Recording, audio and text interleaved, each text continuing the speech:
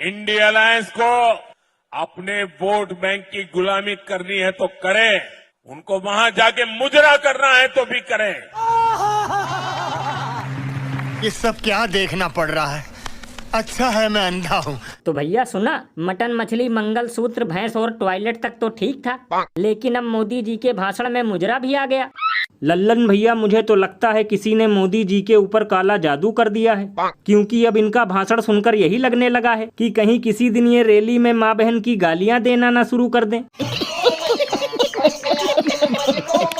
क्योंकि लल्लन भैया, इतनी तेजी से तो रुपया भी नहीं गिरा था जितनी तेजी से विश्व गुरु उर्फ डंकापति के भाषण का स्तर गिर रहा है। और लल्लन भैया, अब तो मुझे पक्का यकीन हो गया है कि मोदी जी चाय बेचा करते थे, क्योंकि ऐसी भाषा का इस्तेमाल तो सबसे ज्यादा केवल चाय की टपरी चलाने वाले ही करते हैं। भैया इसीलिए तो इस पर महान कवि बाबा लपेटू दास ने कहा है कि बस इसीलिए तो लोग इन्हें देते हैं 2.5-3 किलो गाली, क्योंकि भाषण के नाम पर पेश करते हैं मुजरा और कव्वाली। ये बड़ी अच्छी बात कही आप।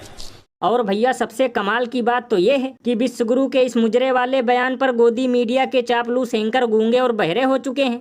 लेकिन अगर यही भाषण किसी विपक्षी पार्टी के नेता ने दिया होता तो अब तक डिबेट कर करके ये लोग स्टूडियो को ही कोठा बना देते।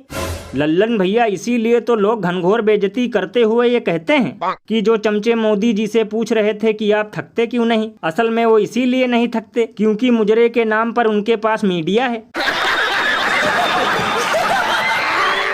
और अभी तो रुको, क्लाइमैक्स अभी बाकी है। सभी थैला कमल के फूल ने दिया, कमल के फूल ने दिया, खोल के दिखाना जरा। देखो, थैला देने से वोट पड़ जाएगा। तो आपने वोट किसको दिया? झाड़ू वाले को। आप मेरे जमीर को चोट पहुंचा रहे हैं। तो भैया देखा, देसी पौवा के बाद अब जुमला पार्टी वाले जय श्री राम का झोला बांट रहे हैं।